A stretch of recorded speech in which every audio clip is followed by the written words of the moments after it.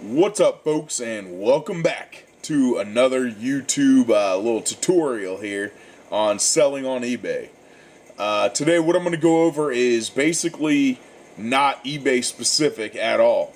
It's deciding where you're going to sell your items. I'm going to be concentrating on three of the platforms that are available out there. Obviously, there are a lot of different platforms that you can use to sell on. There's a lot of different auction sites, things like that. But the big three are Craigslist, Amazon.com, and eBay.com. There's quite a few really big differences when dealing with these three. Obviously, Craigslist is dealing with more of local people, people that are just down the street that are going to come purchase or come pick something up from you.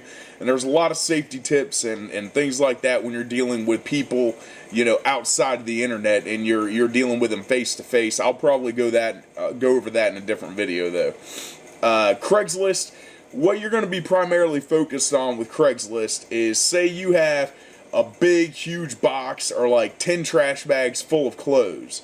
You're really not going to want to spend the time to list all that on eBay. You may, I mean, if it's really high dollar stuff, you know, it's a bunch of polo shirts or something like that, you might want to go to eBay. You're going to get a better price for it. But if it's something bulk, like a whole bunch of shirts or a whole bunch of clothes, you're going to want to take that to eBay and list it as a bulk item and say, hey, come out, see what I got. You know, almost like a garage sale. You could even list it as a garage sale. You could say, hey, I'm having a garage sale, come look at what I got. Take pictures of your items, take pictures of, you know, the bags of clothes, a couple of the shirts, just to give the people a general idea, and you're going to attract more buyers that are gonna, you're gonna have more success with the people that actually show up.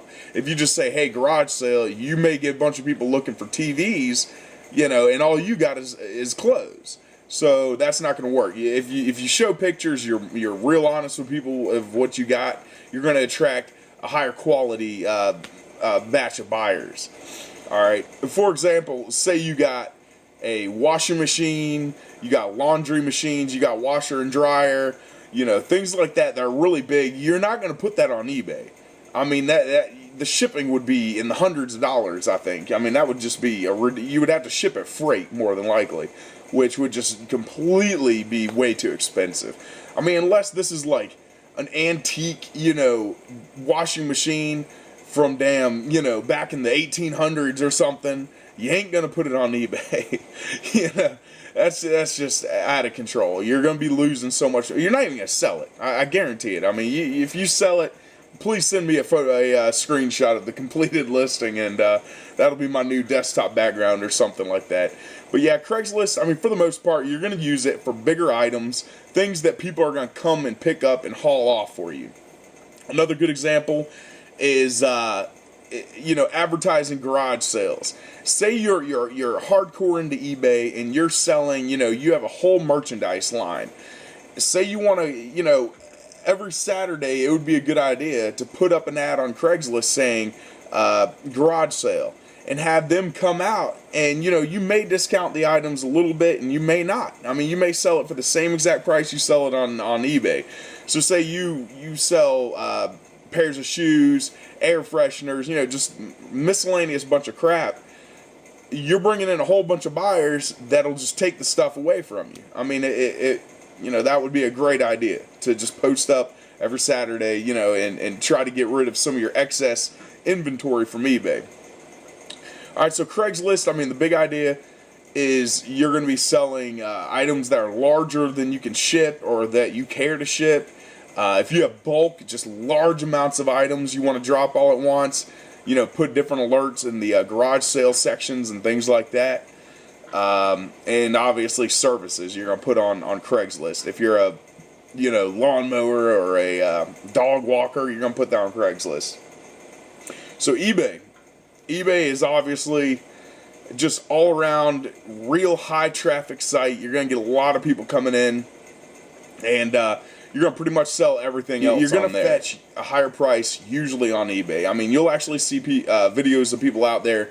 They'll go on to Craigslist and they'll buy, you know, electronics and stuff from people locally, you know, because typically if somebody doesn't know a whole lot about online selling, they'll sell it on Craigslist because it's super easy. I mean, you barely have to have an account, and you just throw your item up there and it's going to sell.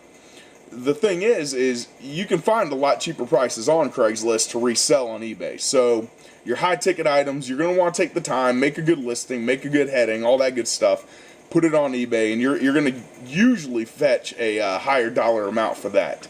Antiques, obviously, that's a big one. eBay was founded on antiques. I mean, that's where they started out, was antique items. So anything like that, you're going to want to either get appraised if you don't know how much it goes for. You're going to want to have it professionally appraised, which, well worth the money, well worth it. I mean, 8 times out of 10, 9 times out of 10, it's going to be, an average price antique. But, every once in a while you'll find that gem that's worth, thousands of dollars. I mean, you see it on all these auction hunters, the Antiques Roadshow, all that crap. You never know what you have. Who knows, that a pin you have that's old could be worth, $20,000 because it belonged to freaking Adolf Hitler. You don't know. Actually, you can't sell Nazi paraphernalia on eBay, but I'm sure somebody would buy it. On a different site. Don't be selling Nazi paraphernalia on eBay. That's a big no-no. But yeah, pretty much everything else is going to go up on eBay. Your high-ticket items, your smaller items that you have. One key point to think of, if you have a bulk set of items, for example, I have 100 of these Yankee candles I want to sell. I'm not going to drop them all on eBay all at once. That's going to create a huge influx. You're going to flood the market and drop the price. If you don't understand what that means, take a Economics 101 class. It's a real simple thing. Just slowly feed your items into eBay if you have a large amount. You want to create the illusion of scarcity. If you don't know what that means, look it up too. Alright? I mean, it means don't flood the freaking market. Don't put all your shit on eBay in one day. You're going to screw people over too. So, that's the best advice as far as eBay. Amazon, you're going to treat it about the same as eBay. It's really surprising. I just got back into the market, this past year, and it's really surprising to see how much Amazon is starting to look just like eBay. Books, I have found you're going to sell books a lot better on Amazon. Primarily, that's just because that's what they've been known for. You may not get a whole lot from books, but still, I mean, they're worth selling. They're worth taking the time to put up there. You may get lucky, and fetch a good amount for something you had no idea about. But, that's really about it for Amazon. I mean, the same pretty much applies as far as Amazon and eBay together. So, but alright, guys, I hope this little quick guide helps you out. Maybe you picked up some tips, maybe you didn't. If you did, please subscribe up top. But, just to recap, the big things, the stuff you don't want to ship, go ahead and look into putting it on Craigslist. Small stuff, expensive stuff, things that you can ship, go ahead and go on eBay with it. You're going to fetch a lot more money that way. So, I hope you guys enjoyed it. Subscribe. See you next time.